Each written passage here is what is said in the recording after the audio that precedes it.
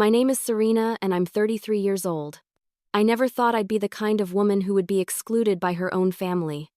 I'd spent my whole life showing up for them: birthdays, weddings, anniversaries, even the small things like babysitting at the last minute or helping when someone fell short on rent. I was always there, the dependable one, the reliable one. But when it came time for my family to celebrate, I learned the bitter truth. I didn't matter to them. It started with the party. My brother Ethan and his wife Cassandra were planning a massive anniversary celebration at a prestigious downtown venue.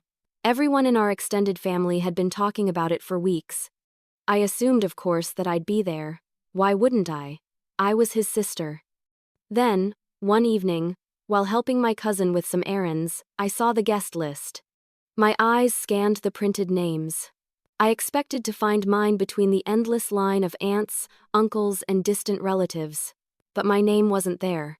At first, I thought it had to be a mistake.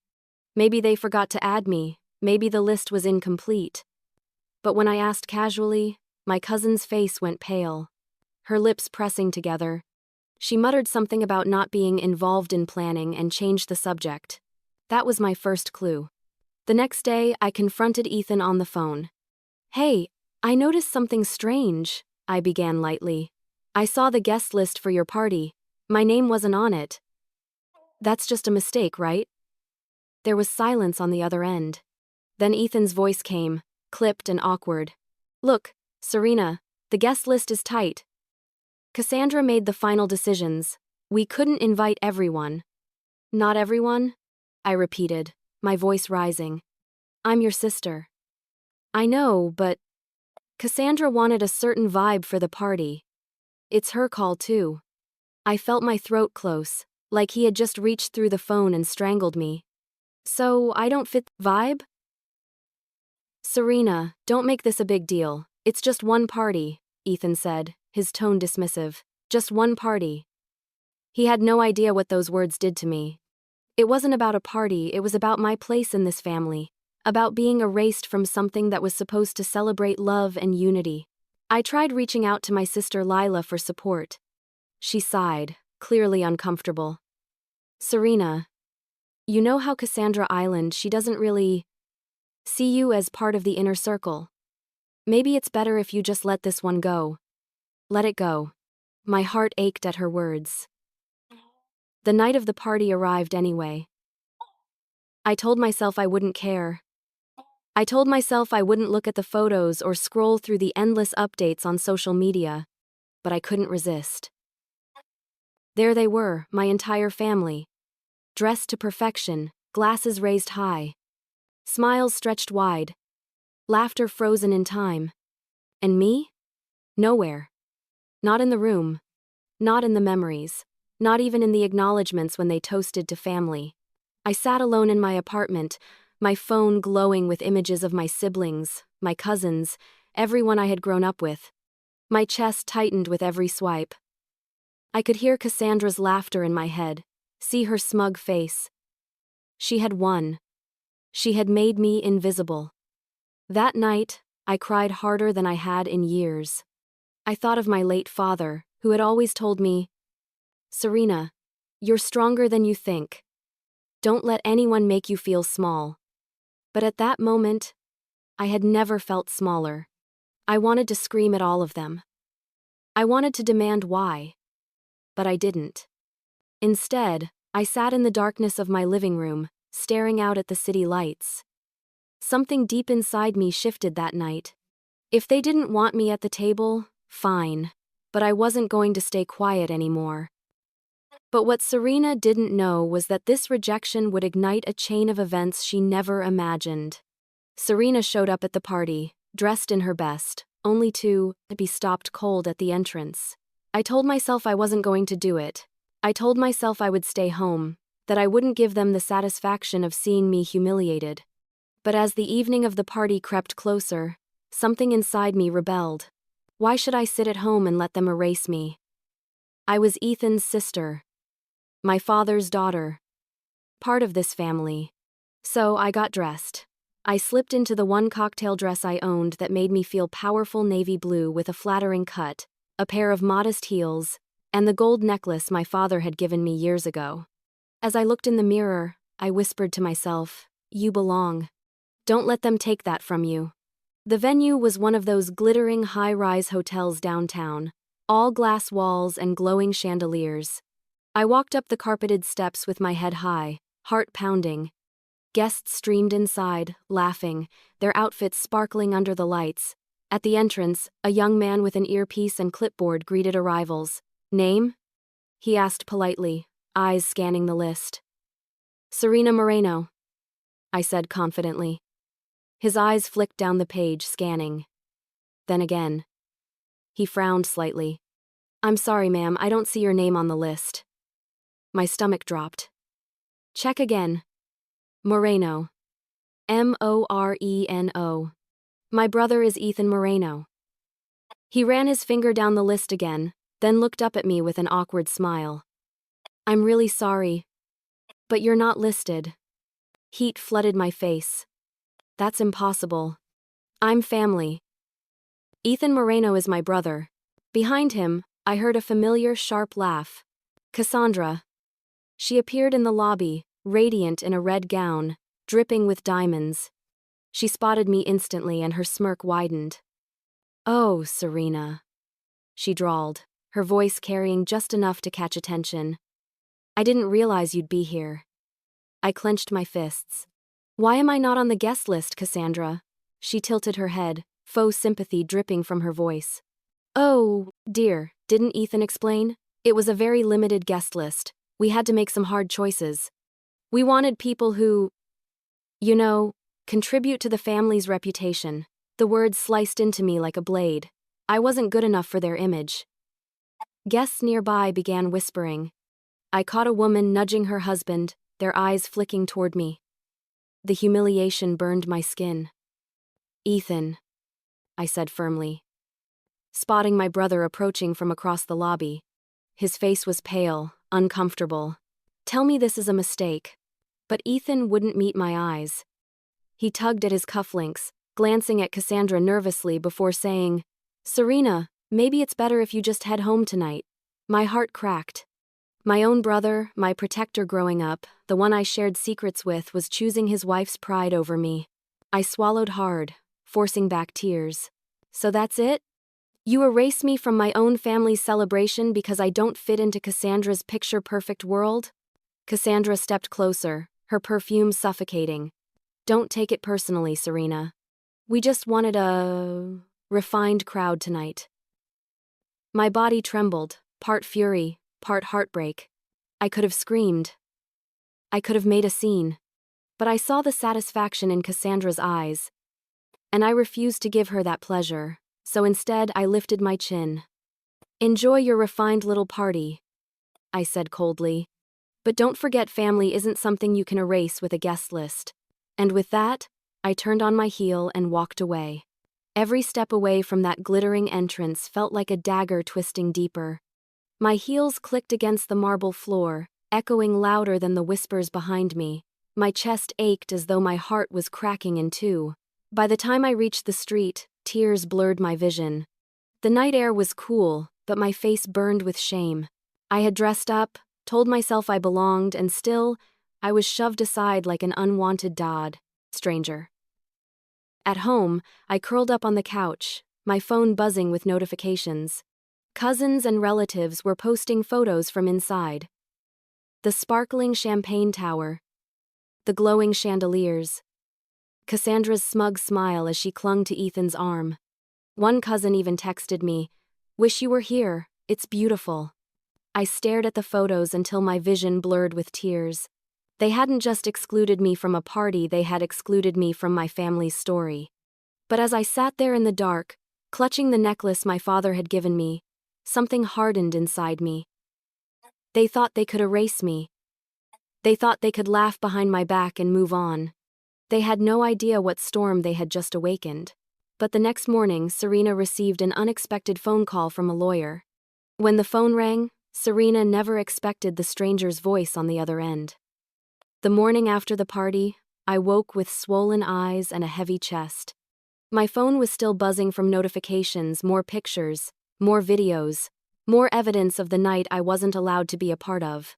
I wanted to turn it off, but something in me refused. Maybe I wanted to feel the sting, to remind myself that I'd never let them humiliate me like that again. I was sipping lukewarm coffee when my phone rang again.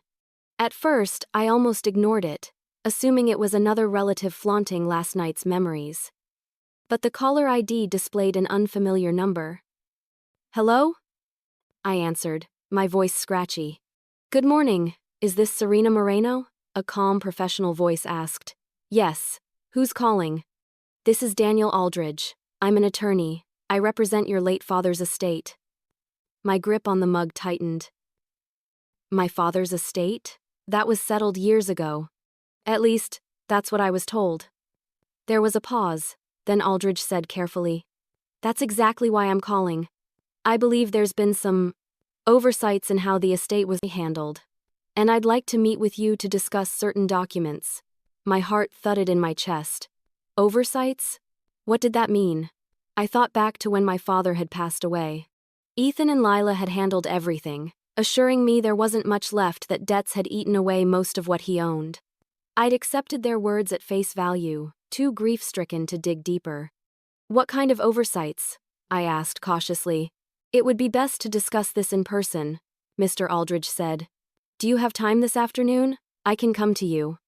Something inside me shifted. The humiliation from last night still burned, but this felt like a thread waiting to be pulled. "Yes," I said firmly. "I'll make time." That afternoon, Mr.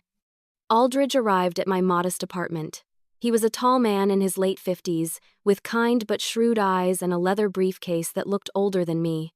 He shook my hand firmly and took a seat at my small kitchen table.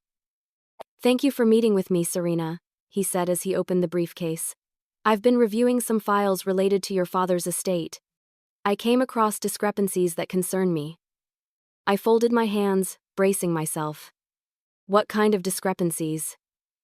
He slid a folder across the table. Inside were photocopies of legal documents, signatures, and financial statements. My father's handwriting leapt off the pages, familiar, careful, strong.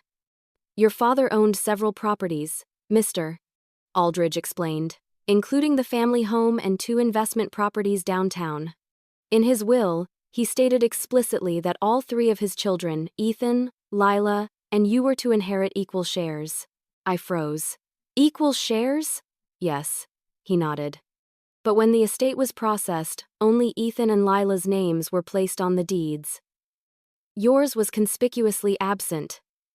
My stomach dropped. They told me there wasn't anything left, that everything had gone to debts. Mr. Aldridge's expression hardened. "That was not true. They misled you, Serena. Intentionally. From what I can see." I pressed a hand to my mouth, my heart hammering. All those years I believed I was left with nothing, when in reality, my siblings had stolen my share. My father hadn't forgotten me. They had. "Why are you telling me this now?" I asked, my voice trembling. "Because I was recently asked to review some files in preparation for another matter, and your father's instructions were unmistakable. He wanted you included. And the omission of your name was not his doing." Tears burned in my eyes. I thought back to my father's words before he passed. "Don't ever think you're less, Serena. You're every bit as worthy as your brother and sister." And yet, they had made me feel less for years. "What can I do?" I whispered. Mr. Aldridge leaned forward. "If you want, we can petition to correct this. It won't be easy. Your siblings will fight it. But the law is on your side. I can have your name restored to the deed." My breath caught. Restored. My father's wishes honored. My siblings exposed for what they had done. "I want to do it," I said, my voice stronger than I expected. "I want my name where it belongs." Mr. Aldridge gave a small, approving nod. "Then we'll begin.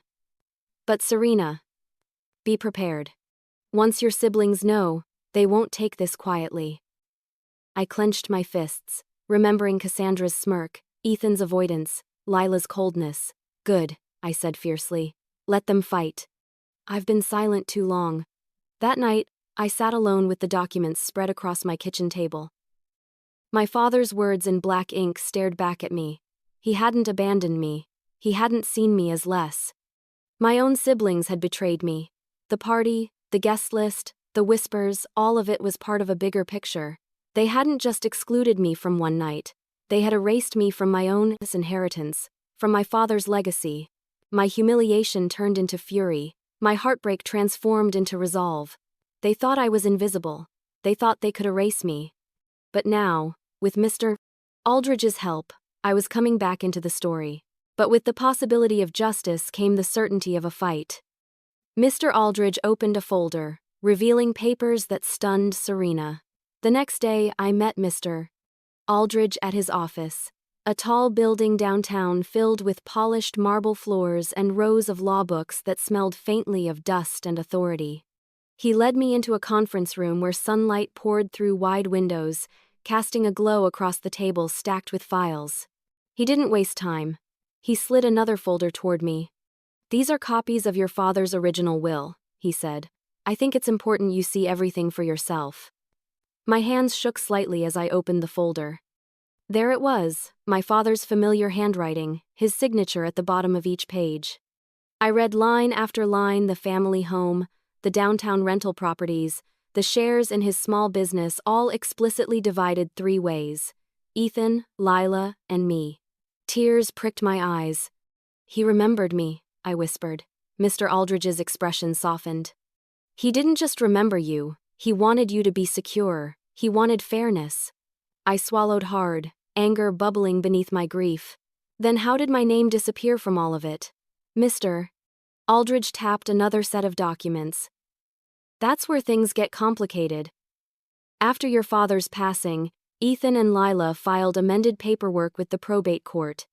They claimed you had verbally agreed to forfeit your share in exchange for financial help they provided you at the time." I blinked. "What? That never happened. They never gave me a cent. I was drowning in debt after Dad died, working double shifts to cover bills." He nodded grimly. "I know. I found no evidence of such support. But because you weren't actively involved in the probate process, the court accepted their filings uncontested." My stomach twisted.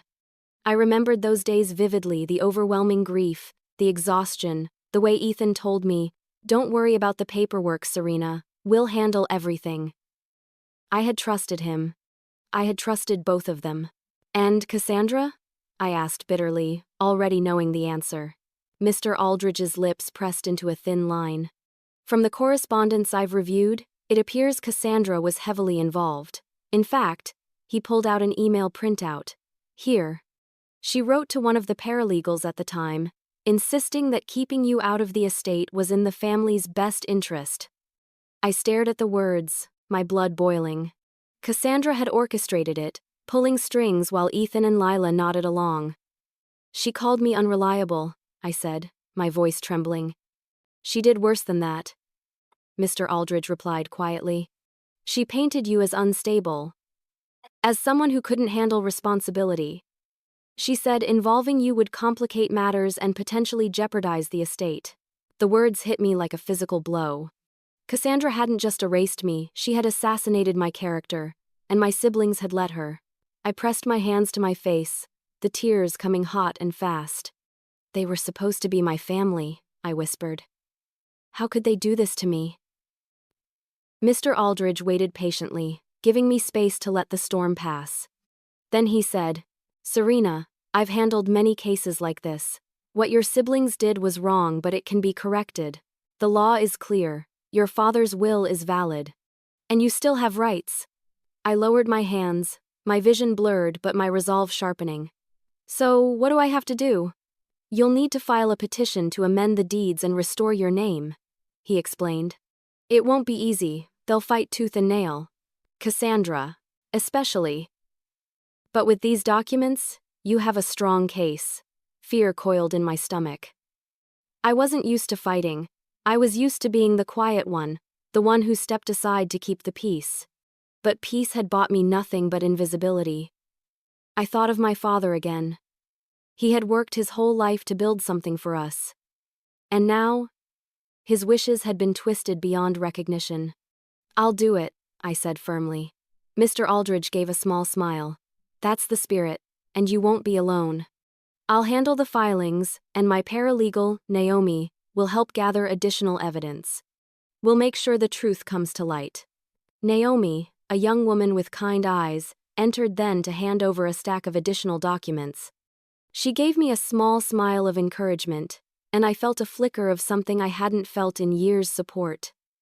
That night, back in my apartment, I spread the papers across my kitchen table. The words blurred as tears fell onto the pages. For so long, I had believed the lie that I wasn't worthy, that my father had left me nothing because I didn't matter. But it wasn't him who had forgotten me. It was them. Ethan, Lila, Cassandra. They had stolen my place, stolen my dignity, stolen my chance to feel like part of the family, and they thought they had gotten away with it. I clenched my fists, staring at my father's signature. Not anymore. This wasn't just about money or property. This was about my worth, my father's love, and the truth. And I was ready to fight for it. But when her siblings discovered she had met with the lawyer, their fury was swift. The first call came from Lila, her voice sharp and venomous. It started less than 24 hours after I'd met with Mr. Aldridge. I should have known it wouldn't take long. Cassandra had eyes and ears everywhere, and my siblings never kept anything from her. My phone buzzed that morning as I was making coffee. Lila's name flashed across the screen. My stomach tightened, but I answered. Serena, Lila snapped, skipping any pleasantries. What do you think you're doing? I blinked. Good morning to you too. Don't play games with me, she hissed. We know you went to see Dad's lawyer. What exactly did you tell him? That we stole from you? That we're villains? My hand trembled slightly around the mug. I didn't have to tell him anything. The documents speak for themselves. Dad left me a share. You and Ethan hid it. Silence crackled on the other end for a beat before Lila's voice rose. You were never meant to handle responsibility, Serena. You always mess things up. Cassandra and Ethan only wanted to protect Dad's legacy. My chest burned. Protect it by erasing me? You should be grateful, she snapped. Do you really think you could manage a property portfolio? Please.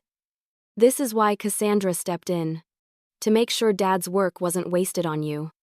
Her words landed like blows, but something inside me hardened instead of breaking. Funny, I said coldly. Because Dad didn't think I was a waste. He wrote my name. He wanted me there. And I won't let you rewrite his wishes. Before she could respond, I hung up. My hands shook, but my resolve only grew stronger. An hour later, Ethan called. Serena. His voice was cold, clipped. You need to stop this. I'm not stopping, I said firmly. You don't understand what you're starting, he warned. This will tear the family apart. The family? I almost laughed. Ethan, the family is already torn apart. You did that the moment you let Cassandra cut me out. You stood by and let her humiliate me, let her erase me from Dad's will. Don't you dare talk about family now. He sighed heavily, but I could hear the anger simmering beneath. You're being manipulated, Serena. That lawyer is just after billable hours. He doesn't care about you. And Naomi? She's just fueling you because it's her job.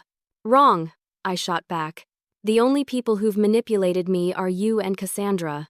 Ethan's voice dropped to a dangerous calm. If you go through with this, don't expect forgiveness. Don't expect a place here anymore. I swallowed hard.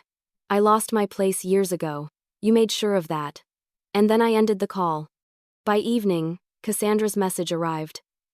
A single text. Pathetic. You'll never win. I stared at the glowing words on my screen. My jaw tightening. It was her victory lap, her way of reminding me she was still in control. But for the first time, I didn't feel powerless. Because this time, I had proof. The next day, I met with Mr. Aldridge and Naomi again. They spread more documents across the table, property deeds, court filings, signatures. Each one was like a puzzle piece falling into place, exposing what my siblings had done. They're scared, Mr. Aldridge said simply, adjusting his glasses. That's why they're lashing out. It means we're hitting the right nerves. I nodded, though my chest still felt heavy. I expected anger. But the words they used, it's like they want me to believe I'm worthless. Naomi leaned forward, her eyes kind but fierce. That's what manipulators do. They gaslight, they twist the truth until you start doubting yourself. Don't let them win that way, Serena. You've already seen the truth in black and white. I nodded again, drawing strength from her words. But that night, when I tried to sleep, the words replayed in my head. You always mess things up. You can't handle responsibility. You'll never win. It felt like Cassandra's voice was living inside me, poisoning me from the inside out. I tossed and turned until finally I sat up, clutching my father's necklace. Did you really believe in me, Dad? I whispered into the darkness. And in the quiet, I remembered his steady voice. You're stronger than you think, Serena. The tears came, but so did something else, determination. They thought their cruelty would scare me away. But all it did was prove I was on the right path. The next morning, my cousin Rosa showed up unannounced at my apartment. She held out her phone, showing me a string of messages from Cassandra. She's spreading lies about you, Rosa said grimly. She's telling everyone you're broke, that you're suing out of desperation. She even said you're unstable, that you've been in therapy and can't be trusted with money. My stomach dropped. That's not true. Rosa shook her head. I know it's not. But people believe her. She's poisoning the family against you. I sank into a chair, anger and despair colliding inside me. They weren't just trying to keep me from my inheritance, they were trying to destroy my reputation. But Rosa leaned forward, her eyes steady. Don't let her scare you. You have Dad's will. You have the law. Cassandra only has her lies. Her faith steadied me. That night, I sat down with Mr. Aldridge again. They're attacking my character now, I told him. How do I fight that? He leaned back, his eyes sharp. You fight lies with truth. We'll gather every document, every witness who knew your father's wishes. And when the time comes, Cassandra's words will crumble. I nodded, feeling a spark of hope. Because this fight wasn't just about a party anymore. It wasn't just about property. It was about proving I wasn't the worthless outsider they wanted me to believe I was. But as Serena dug deeper into the records, she uncovered a betrayal far worse than exclusion from a party. Serena found emails that revealed Cassandra's ruthless plan. The first time Naomi placed the thick folder in front of me, my stomach clenched. The documents weren't just numbers or dry legal filings. They were Cassandra's fingerprints all over my erasure. These were uncovered during our review of the estate records, Naomi explained gently. I thought you should see them before our next filing. I hesitated, then opened the folder. Inside were copies of emails, letters, and notes between Cassandra, Ethan, and even some paralegals who had worked on the estate after Dad's death. The first email I read made my blood run cold. Cassandra to Ethan, CC, Lila. If we include Serena, she'll complicate everything. She's unreliable and doesn't contribute. Better to keep it clean with just the two of you. She won't fight it, she never does. I gripped the page so tightly the paper crinkled. She called me unreliable, I whispered, my voice shaking. Naomi's expression was grim. That word comes up a lot. And it did. Page after page, Cassandra painted me as unstable, irresponsible, and incapable. She told Ethan and Lila that involving me would jeopardize the estate. She told the paralegals that I had voluntarily stepped aside. She even hinted that I had mental health issues that made me unfit to handle property. Tears blurred my vision. They believed this? Naomi reached across the table, her hand brushing mine in comfort. People believe lies when it benefits them to.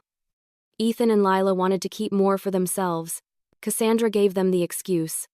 I sat back, my chest heaving. For years I had carried shame, convinced I hadn't been good enough, that maybe Dad really hadn't trusted me. But now I saw it for what it was. Cassandra's campaign to erase me, and my siblings' cowardice in letting her. She's been poisoning them against me for years, I said bitterly. Every cold glance, every dismissive word, it was her. Naomi nodded. It looks that way. And from what I can tell, she was very strategic. She wanted control over everything, not just the money, but the family narrative. If she could cast you as the outsider, then no one would question it when you disappeared from the story. I swallowed hard. Rage and grief mixing in my chest. And it worked. Even I believed it. Naomi leaned forward, her eyes fierce. Not anymore. Now you have proof. Now you can fight. That night, I sat in my apartment with the folder spread across the table. Cassandra's venom dripping from every page. Each email was another dagger. Cassandra to Ethan, Serena is too fragile. She'll ruin everything. Better we don't involve her. Cassandra to Lila, she'll be upset, but she'll get over it. She always does. Cassandra to paralegal. List only Ethan and Lila on the deed. Serena won't contest. The words blurred with my tears. But beneath the heartbreak, something hardened. Cassandra hadn't just excluded me from a party or a will. She had built a narrative where I was the weak one, the expendable one. And I had played right into it, letting myself fade into the background. No more. The next time I saw Ethan, I confronted him. We met at a coffee shop, neutral ground, though the tension was anything but neutral. He showed up in a crisp suit, as if to intimidate me with the success he flaunted. I've seen the emails, I said flatly the moment he sat down. He froze, his hand halfway to his cup. What emails? Don't play dumb, I snapped, pulling a copy from my bag and sliding it across the table. Emails between you and Cassandra, where she calls me unreliable, where she tells you to cut me out, where you agree. His jaw tightened as his eyes scanned the page. That was years ago, he muttered. Years ago doesn't make it less cruel. I shot back. Dad wanted me included. You knew that. You let her erase me anyway. He leaned back, sighing. Serena, you don't understand how complicated it was. Cassandra was trying to keep things smooth. You weren't in a place to handle the responsibility. My chest burned. You mean I wasn't in a place to fight you? So you let her take everything and tell me I didn't belong. His silence was damning. Finally, he muttered, you're making this into a war it doesn't need to be. I stared at him, anger boiling. It already was a war. I just didn't know I was the enemy. And with that, I walked out, my heels striking the pavement with a rhythm that matched my heartbeat. Back at the lawyer's office, Naomi gave me a tired smile. He won't admit it, will he? No, I said. But I don't need his admission. I have the proof. I see the web she built, and I see how they let her spin it. I'm done playing her game. Naomi's eyes softened. That's the Serena your father believed in. The words made my throat tighten. For the first time in years, I felt like maybe I was honoring him by standing up, by refusing to let Cassandra rewrite who I was. But just when I thought I was getting stronger, Ethan sent me a message that made my heart sink. Family meeting tomorrow night. Be there. We need to settle this face to face. I knew immediately it wasn't about settling. It was about cornering me, about breaking me one last time before I could rise any higher. But Ethan invited Serena to a family meeting, and she knew it was a trap. Serena entered the room, feeling the weight of every glare on her. The meeting was set at Ethan and Cassandra's house, a sprawling suburban estate with tall iron gates and trimmed hedges that looked more like a fortress than a home. My stomach knotted as I pulled into the driveway. I knew this wasn't going to be a reconciliation. This was going to be an ambush. When I stepped through the heavy oak doors, I was greeted not with warmth but with silence. Cassandra was perched on a velvet armchair. Her red lips curved into a predatory smile. Ethan stood stiffly near the fireplace, his hands in his pockets, his eyes averted. Lila sat at the edge of the sofa, her arms crossed tightly, her foot tapping, with restless irritation. I forced myself to lift my chin. You wanted me here. I'm here. Cassandra's smirk widened. Oh, Serena, always so dramatic. Sit down, we just want to talk. The way she said talk sent a shiver down my spine. I sat across from them, my back straight, though my hands trembled in my lap. Ethan was the first to speak. Serena, this has gone far enough. We're family. Dragging lawyers into this is unnecessary. I clenched my jaw. Family doesn't erase each other from wills. Lila's voice snapped like a whip. You're twisting things. We didn't erase you. You weren't in a position to handle responsibility when Dad died. You know it. My throat burned. But I didn't let my voice waver. No, what I know is that Dad trusted me. He wrote my name. You two let Cassandra convince you otherwise. Cassandra leaned forward, her eyes glittering. Let's be honest, Serena. You've always been the weak link. Always struggling with jobs, money, decisions. Ethan and Lila were protecting the family's assets. Do you really think you'd be sitting here today if they hadn't? You'd have sold your share for pennies the moment you got overwhelmed. Her words sliced through me. And for a moment, I felt that old ache of inadequacy rising. But then I remembered the documents. My father's clear wishes, his handwriting declaring I belonged. I steadied myself. You call me weak, but you're the one terrified of me finding my voice. You've spent years spinning lies to keep me small, Cassandra. But I see you now. Her smile faltered.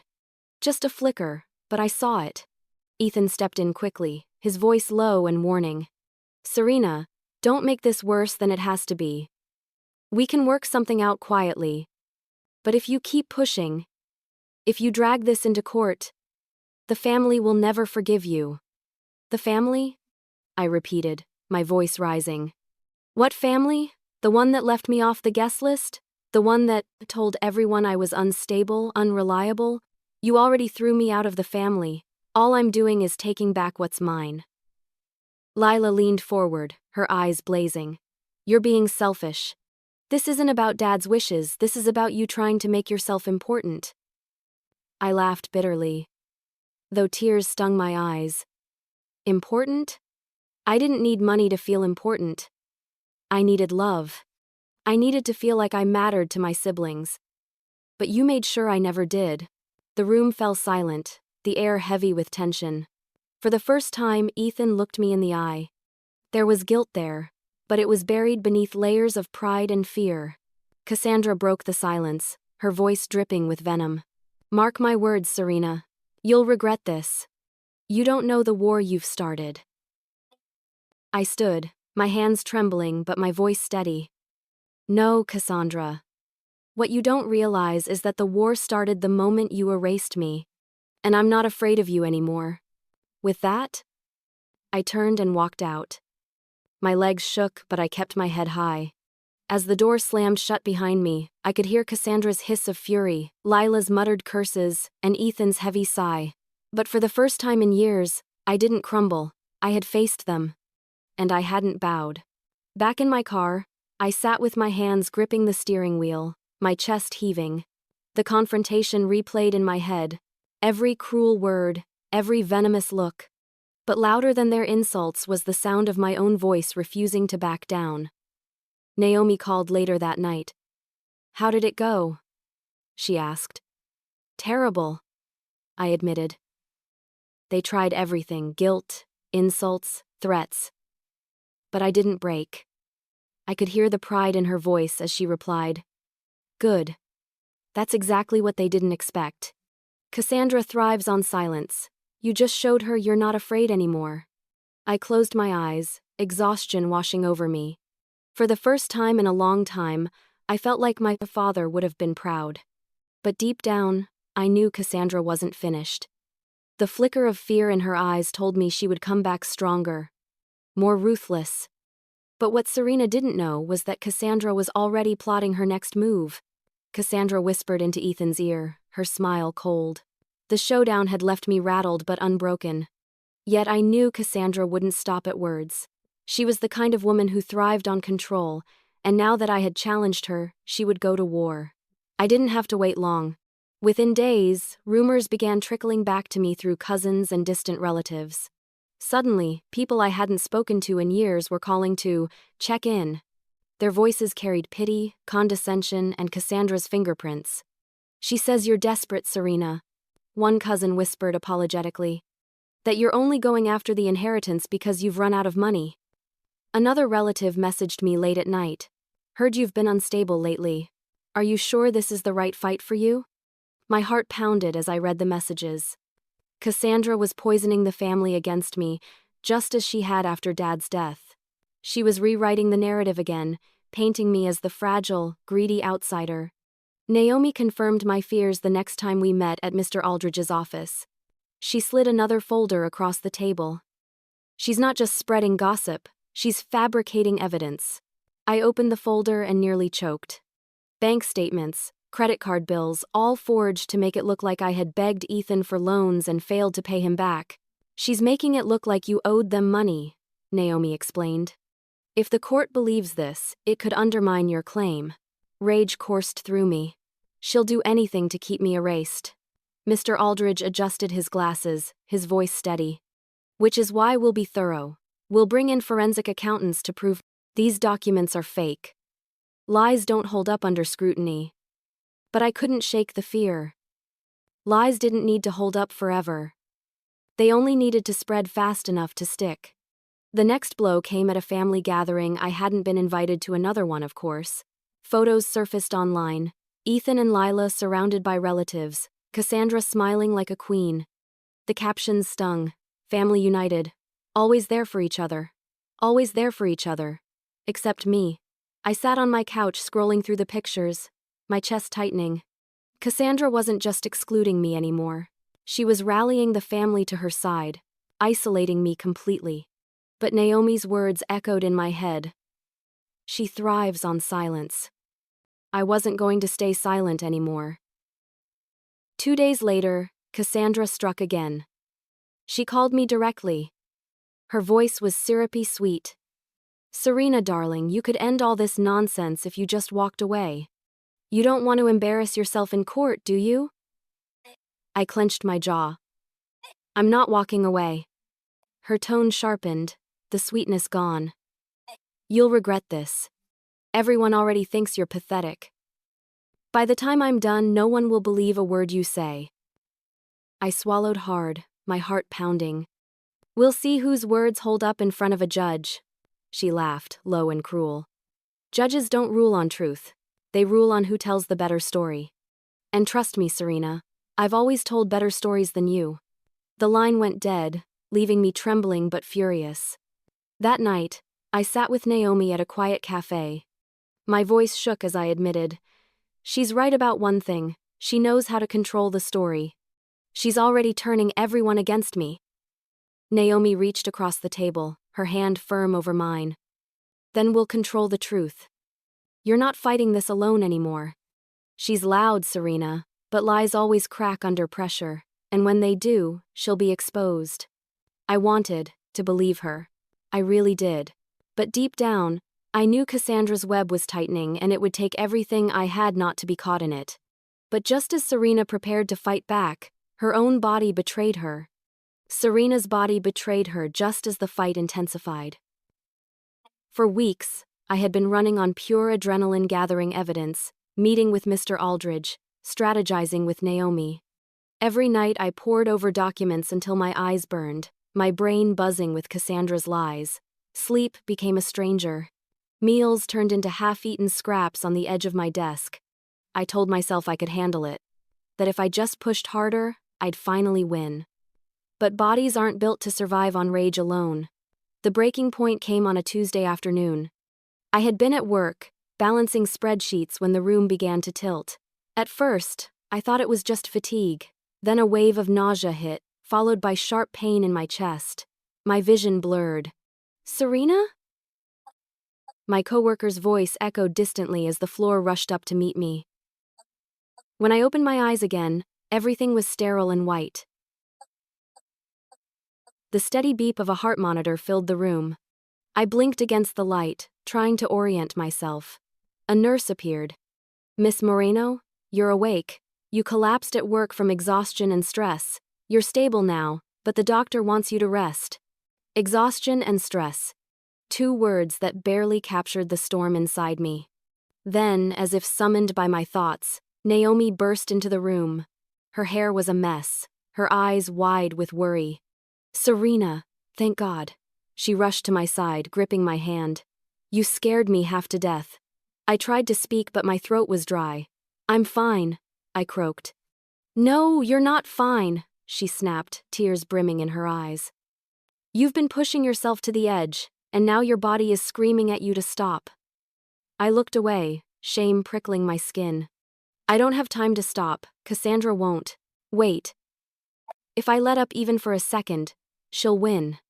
Naomi squeezed my hand harder. And what good is winning if it kills you, Serena? Her words cut through me. For the first time, I realized how close I had come to losing not just the case, but myself. Later that evening, Mr. Aldridge visited. His expression was stern but kind. Serena, I admire your determination, but you need to let us carry more of the burden. That's why you have a legal team. If you destroy yourself in the process, Cassandra wins by default. Tears welled in my eyes. I'm just so tired of being powerless. I've spent my whole life being invisible, letting people decide for me. This is the first time I've fought back, and I can't stop now. He placed a reassuring hand on my shoulder. And you don't have to stop. You just have to fight smarter, not harder. Let us handle the heavy lifting. Your father wanted you to have peace, not pain. His words settled deep inside me. Peace. It had been so long since I even remembered what that felt like. That night, Naomi stayed with me in the hospital. She brought me tea from the cafeteria and sat in the chair by my bed, her presence steady and comforting. You know, she said softly, your father must have seen something in you that Cassandra never could. He trusted you with his legacy. And you need to start trusting yourself with it too. I looked at her, my throat tight. What if I fail?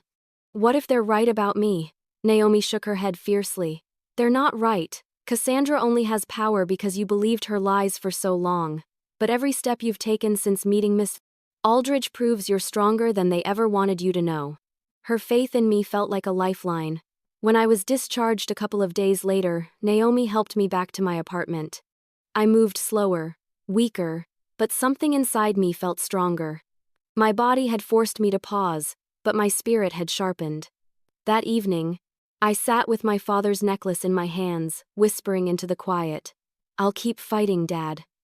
But I'll do it the way you'd want, with strength, not self-destruction. For the first time since this battle began, I felt a flicker of balance return. But peace never lasted long with Cassandra. The very next morning, Naomi showed up at my door. Her face pale. She held her phone out to me, her hands trembling. You need to see this. On the screen was a headline from a local gossip blog. Estranged sister collapses amid greedy inheritance fight. My chest tightened as I read the article. It twisted my collapse into evidence of instability. It quoted sources close to the family, clearly Cassandra claiming I wasn't mentally fit to handle property and that my health breakdown proved it.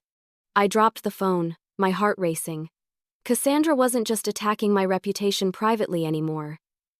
She was dragging me through the mud publicly. Naomi's eyes burned with anger. This is low, even for her. I clenched my fists, the fire returning to my veins. Then it's time I stop playing defense. It's time the truth about Cassandra comes out. But on the day of the hearing, Cassandra unveiled her cruelest trick yet. Cassandra's testimony dripped with poison. The courthouse loomed over me like a fortress.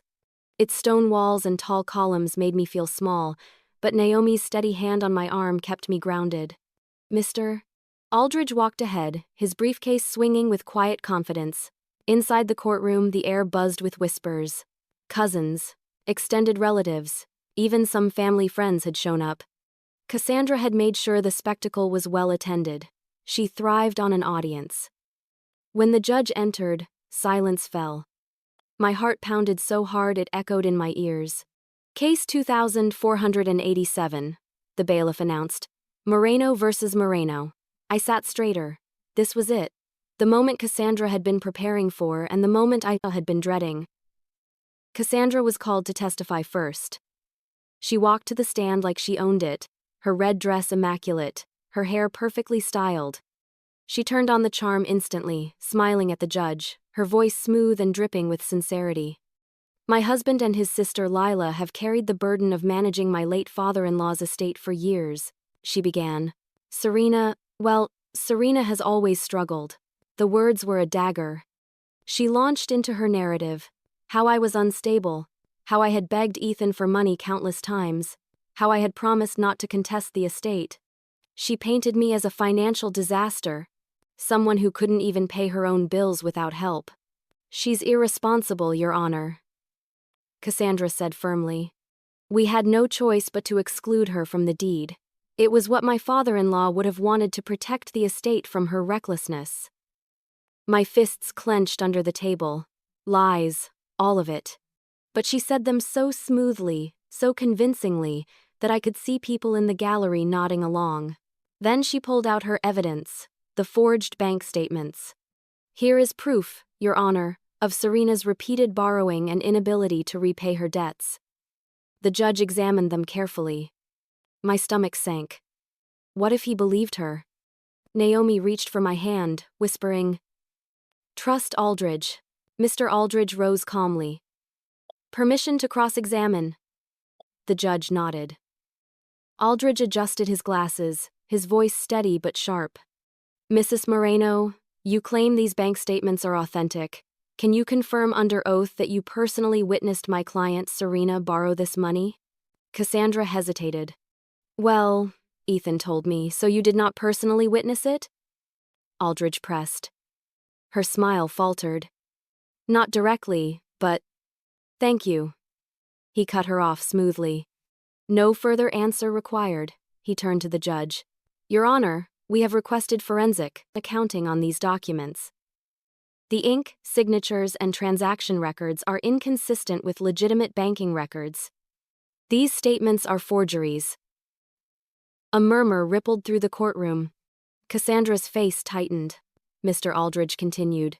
"What's more, we have multiple witnesses prepared to testify that Serena's father explicitly wanted her included in the estate. His will is clear. The omission of her name was the result of manipulation orchestrated by Cassandra Moreno."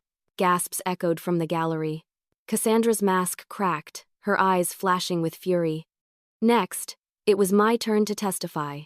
My legs trembled as I walked to the stand, but when I sat down, I remembered my father's voice. "You're stronger than you think." I spoke the truth. How I had trusted Ethan and Lila to handle the estate while I grieved. How I was told there was nothing left. How I later discovered the will with my name written clearly. Tears welled in my eyes as I said, "My father wanted fairness. He wanted me included, just like Ethan and Lila. But instead, I was erased not because of who I am, but because Cassandra decided I didn't fit her version of family." The judge listened intently. For the first time, I felt the weight shift. My words weren't polished like Cassandra's, but they were real. When the testimonies ended, the judge leaned forward, his expression unreadable. "I will review the evidence carefully. A ruling will be issued in due course." The gavel struck, and the session adjourned. I rose from the stand, my knees weak. Naomi rushed to me, wrapping me in a fierce hug. "You did amazing," she whispered. Mr. Aldridge gave me a nod of approval. "You spoke from the heart. That carries weight." Across the room, Cassandra stormed toward Ethan, hissing furiously. Lila looked pale, her eyes darting away from mine. For once, Cassandra didn't look untouchable. But even as I walked out of that courtroom, hope flickering in my chest, I knew this wasn't over. Cassandra wasn't the type to accept defeat gracefully. But before the ruling came, a shocking piece of evidence surfaced. Mr. Aldridge pulled out a sealed envelope. The tension in the courthouse lingered long after the gavel struck. Cassandra had stormed out, Ethan trailing behind her, while Lila stayed back, her face pale and unreadable. Naomi and I sat quietly in the corner of the lobby with Mr. Aldridge, waiting for him to speak. He set his briefcase on the table between us and exhaled. "We're not done yet. The judge will deliberate, but we have one last card to play, one that Cassandra doesn't know about." My brow furrowed. "What card?" He opened the briefcase, carefully pulling out a long, cream-colored envelope. It was sealed, the handwriting across the front immediately recognizable. My breath caught. My father's handwriting. Where did you get that? My voice shook. Mr. Aldridge's eyes softened. Your father entrusted me with this letter years ago. He instructed me to release it only if there were ever disputes about his estate. My chest tightened. So all this time, there's been a letter? Yes, Aldridge said gently. And now is the time for it to be read. The next hearing was smaller, more procedural. But when Aldridge requested permission to submit new evidence, the judge agreed. My heart hammered as Aldridge approached the bench, the envelope in his hands. Your Honor, this is a sealed letter written by the late Mr. Moreno, Serena's father.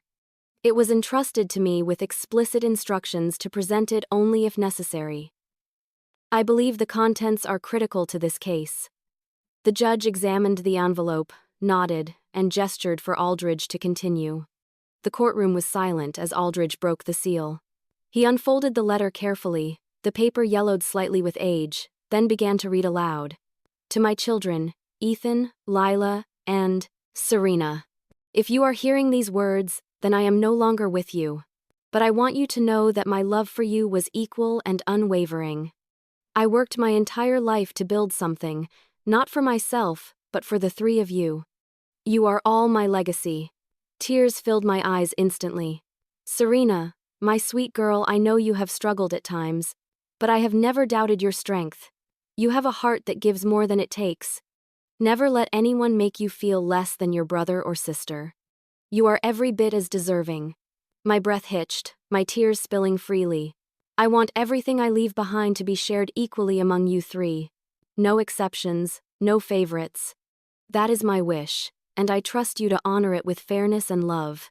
If you fail to do so, then you are not only betraying me but betraying each other. The letter ended with his familiar signature, bold and unmistakable. The courtroom was so quiet I could hear my own heartbeat. Gasps rippled through the gallery. I glanced at Cassandra, who had turned pale, her smug smile gone. Ethan shifted uncomfortably in his seat, unable to meet my eyes. Lila's hand trembled as she dabbed at her cheek with a tissue. The judge leaned back in his chair, expression grave. This letter carries significant weight. It directly contradicts the arguments made by the respondents. Aldridge folded the letter with deliberate care. Your Honor, this is not just sentiment. This is evidence of intent. Mr. Moreno's wishes were clear. Equal inheritance among his children. Anything else is a distortion of his legacy. For the first time, I felt the scales truly tip. My father's voice, undeniable, written in his own hand, had spoken louder than Cassandra's lies ever could. After the hearing adjourned, I stepped outside into the crisp afternoon air. Naomi hugged me tightly. He believed in you, Serena, she whispered.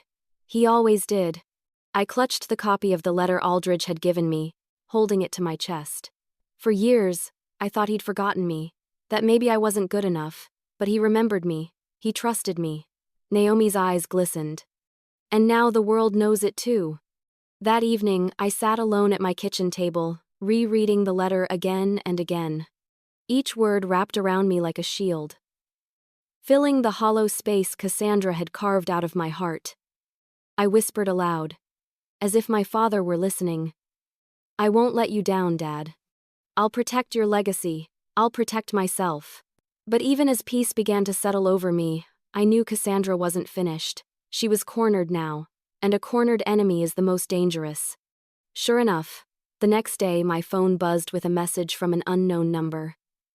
Enjoy your little victory. It won't last. I'll bury you before I let you take what's mine. Cassandra. My hands trembled as I read the words. She wasn't going to stop. Not until she destroyed me completely. But Cassandra wasn't ready to give up. She made one final, desperate move. Cassandra's voice rose, cracking with fury. The day after my father's letter was read in court, Cassandra arrived looking like a storm contained in a dress. Her face was flushed, her lips drawn tight, and for once, her carefully polished mask seemed to be slipping. When the judge asked if she had anything further to submit, Cassandra stood, clutching a folder so tightly her knuckles turned white. Yes, Your Honor. she said, her voice trembling with rage barely hidden beneath a veneer of control. I have new evidence that proves Serena is unfit to inherit. My stomach dropped. I could feel Naomi tense beside me, her hand finding mine under the table. Cassandra strutted toward the bench, slapping the folder down dramatically. Inside are medical records. Proof of Serena's instability. She's been in therapy. She's struggled with depression. She even collapsed recently from stress. This is not someone capable of handling property or money. This is someone who needs to be cared for, not trusted. The courtroom gasped. My cheeks flamed as whispers erupted around me. She had done it. She had weaponized my most private struggles. The judge glanced at me, then at Mr. Aldridge. Counsel? Mr. Aldridge rose calmly, though his jaw was set with quiet fury. Your Honor, these records were obtained illegally. They are confidential, protected under privacy laws. Presenting them here is not only inadmissible but deeply unethical. The judge's expression hardened. Mrs. Moreno, is this true? How did you obtain these? Cassandra faltered, her eyes darting toward Ethan, then back to the judge. A friend in the medical field.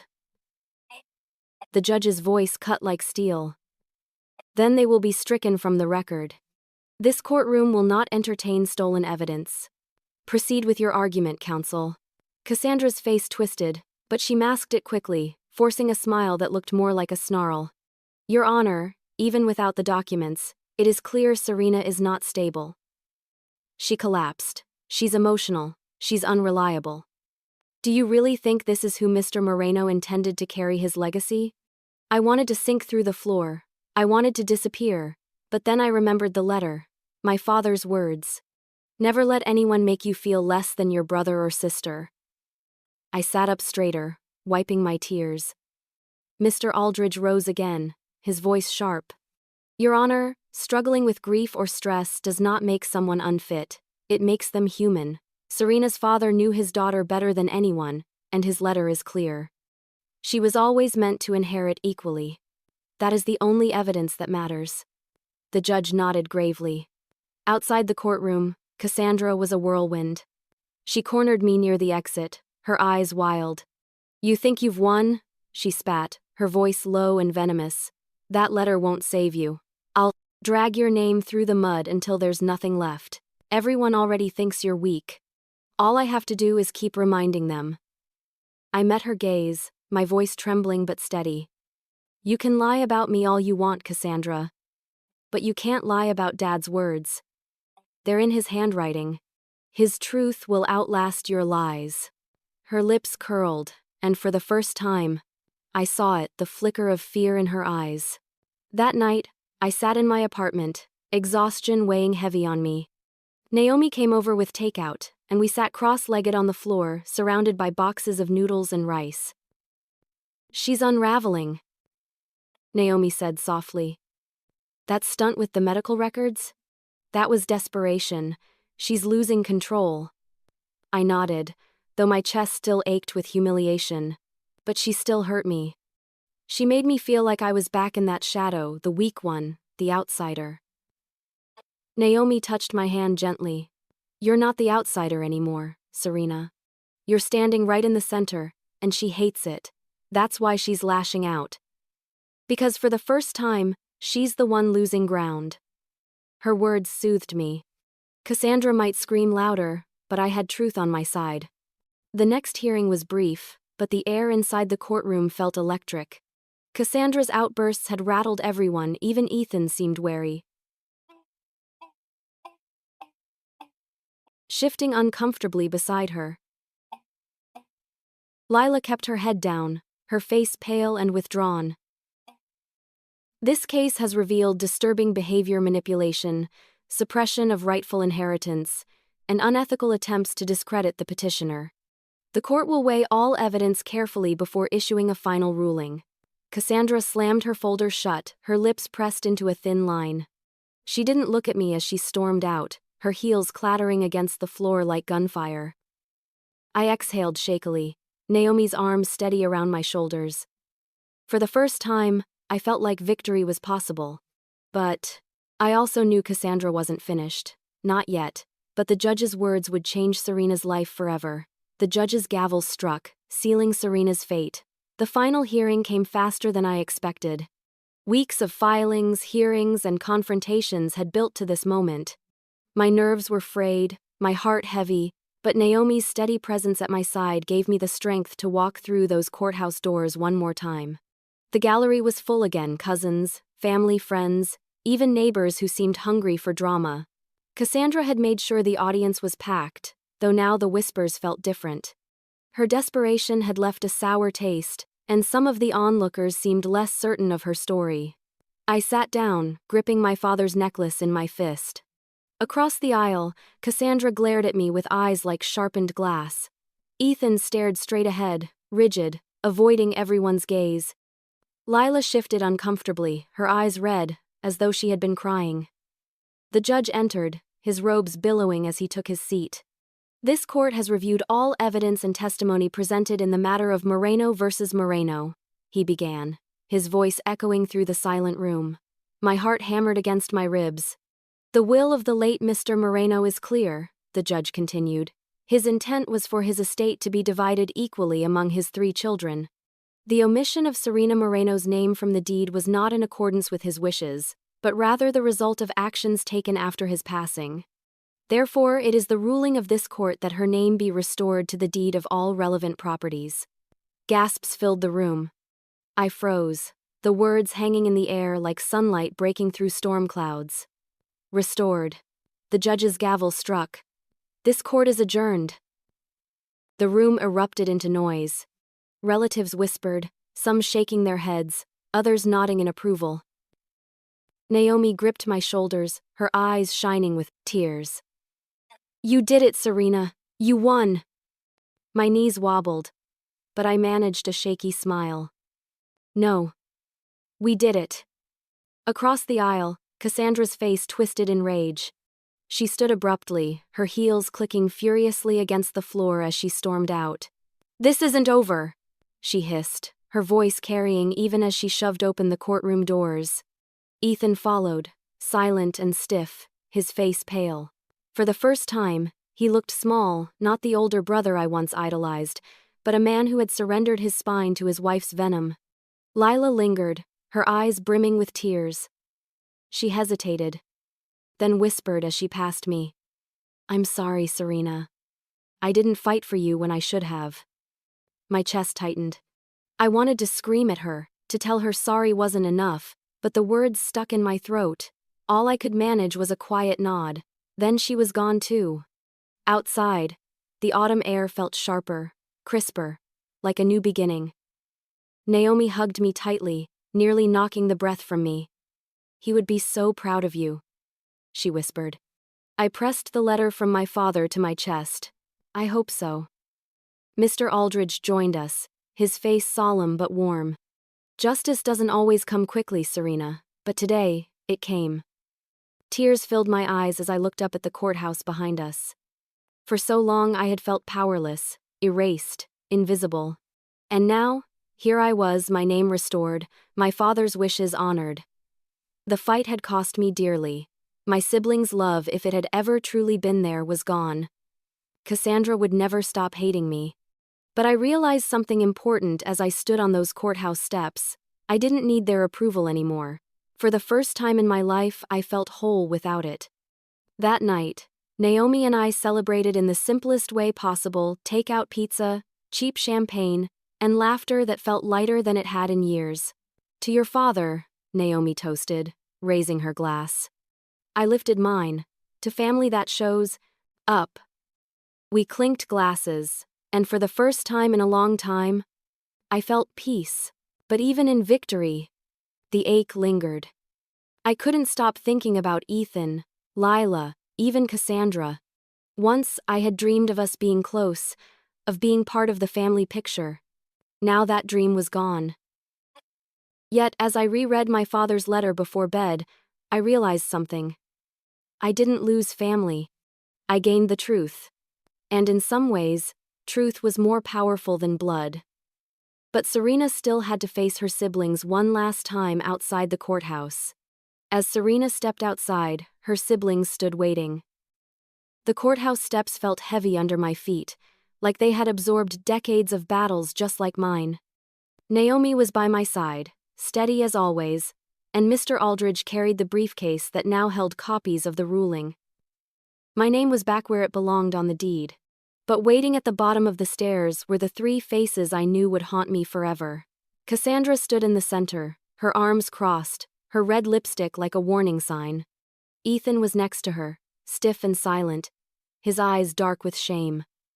Lila stood apart, her arms folded tightly, but her expression wavered between guilt and sorrow.